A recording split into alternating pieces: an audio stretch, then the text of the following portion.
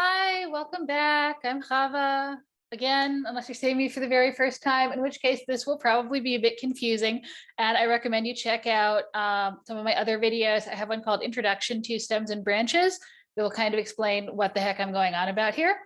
And I don't know why I suddenly have this feeling that maybe there's new people watching. So I am a practitioner of Chinese medicine, and I work with traditional Chinese personality types and traditional Chinese psychology to help my patients. And I also work with people as kind of doing life coaching, but based on the Chinese psychology. And I was told that I should do some more lighthearted videos and keep it not always as heavy as like interpersonal relationship stuff and why I don't get on with my sister or why am I fighting with my husband. And so I was actually asked by a client who I recommended that she take up baking if I could talk a little bit more about why she should do that. So in traditional Chinese medicine, where medicine, it's a holistic medicine. So I'm talking about the body, I'm talking about the mind, I'm talking about the emotions. When I say medicine, I mean everything that helps a person as like this unit of humanness. Wow, I should have had some caffeine before doing this. I'm sorry, everyone. And yet I'm not going to stop. Okay. In traditional Chinese medicine, we see baking as an expression of a specific energy or as representing a specific kind of energy, which is a combination of what are called the earth energies and the fire energy. So the fire might be obvious because you're like cooking the thing. There's fire or coal or gas and it's getting hot. And then the other thing about fire that is really expressed in baking is that fire is the energy that is involved in any form of transformation. So not just change, but actually changing into something new. So for example, when you have a baby and it's growing up into a kid, 7, 8, 9, we look at that as a change. It's not a transformation. You have like something small and it gets bigger and it's still more or less the same shape. When you have a kid who's going through puberty, okay, that's a transformation. They start out as a kid and then they're a teenager. And it's not just a question of growing and developing along the same path that they were already walking on. Like something has changed. They've changed direction. They're walking down a new path. They have a new future. And so the fire when we're talking about baking, we're talking about cooking, it isn't just the fact that something's getting hotter, but it's actually because we're taking like dough or something soggy and mushy and watery, right? And we're turning it into bread or into cakes or into cookies. We're turning it into a completely different complete substance, a completely different substance. So that is a transformation. Okay, so why Earth? The Earth energy represents stability, and it represents our foundations, and it represents support and security, and it represents family life and the home. And that is kind of in its greatest stereotypical form. That's not the word I'm going for, but I am clearly not doing well with English today. In its psychological, the ultimate psychological representation of the earth energy is like grandma is in the kitchen baking something. You have that security, and you have that home, and you have the family and the generations and the nourishment, which also represents the earth. And when we're baking as opposed to cooking, we're normally talking about grains, where the grains, each grain has a different energy. Rye is exactly the same energy as barley, which is the exact same energy as wheat, but they all do have this earth energy. That's the carbohydrates. It's the part that tastes good and tastes sweet and makes us feel good. It causes the serotonin release. I don't remember what carbohydrates do. I am so not ready to be recording this video. I'm sorry, everyone. We'll see, one more big screw up and maybe I will actually start over. But for the moment, I really want to get this done so I get it out on time. Okay, so baking, we have grains, we have family, we have kitchens, we have nourishment, we have warmth, we have a transformation, we have a change. Baking represents all of these things together. And so for people who are experiencing a period in life, maybe where they need more of that support, where they need the warmth and where they need the to feel that they have the stable foundations and where they need to be enveloped by this feeling of family, baking it can be a very good thing psychologically to do for you. Or if you can get someone else to cook for you, bake for you, cooking is good too, even better in some ways, because then you're getting the contribution of someone else putting energy into nourishing you is another way to really make you feel at a deep internal, lizard brain level that you're cared for and that you're supported. And so examples of when I recommend that people maybe try doing some baking is people who have just moved or who are moving if they have access to a kitchen and an oven and everything they need, or people who have gone through some sort of emotional upheaval, or people who are starting something new.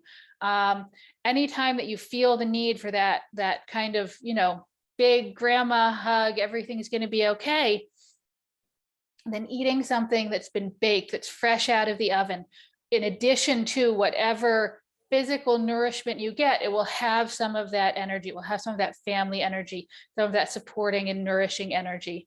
And so for the last couple clients that I've talked to who needed this, they also kind of needed something to not be too heavy, right? Because if you're thinking about eating, I don't know, a devil's food cake, it tastes good to think about, but afterwards you might feel kind of like I've been dragged down, I'm being sedated, I need to go to bed and nap this off. And sometimes that's good, but if you're in the middle of moving, if you're in the middle of starting a new job, that's not the energy you want to bring into things. And so what I recommended is baking something a little spicy, something like gingerbread or something like spice cookies, because then you have that additional, the fiery energy of the spices, right? All of the hot spices, all of the spicy spices, the cinnamon and the cardamom and the nutmeg, those all help add a little bit of boost to that fire energy, to that ability to change and to transform and to go on in a new direction.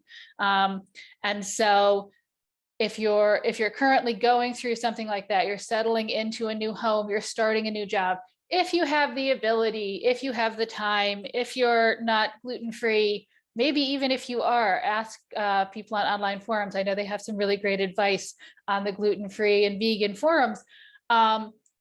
Just baking something small, filling your new apartment with the scent of spice cookies, or having some fresh baked gingerbread when you get home from your first day at a new job. It sounds nice, but it can have an incredible emotional effect.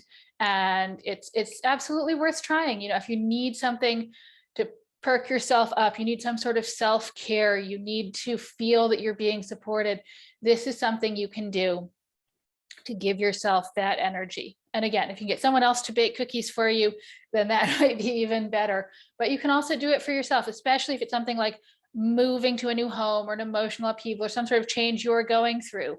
Then, I don't know if you ever feel like this, but I know the first time I cook a meal in a new apartment, that feels like, yes, I'm home. This is my place now. And so you can bring that energy in really quick by doing something that kind of combines all of these different aspects of the energy that we're going for. So that's one type of circumstances in which I recommend baking.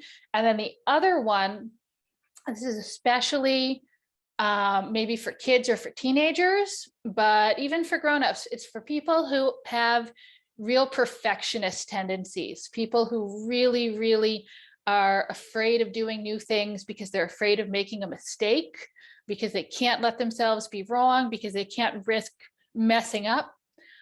So for people who are dealing with those sorts of tendencies, or for parents whose kids are like not willing to let themselves try new things, not willing to take risks or to get messy, I recommend either doing a little bit of gardening, just like, it can be just like planting some seeds in a little pot in the window, or some cooking and some baking with them. And again, both the gardening, which involves actually, touching the earth And the baking, which has that more spiritual side of the earth energy, are things that can provide a little bit of that sense of stability and support, and having a firm foundation and having safety around you.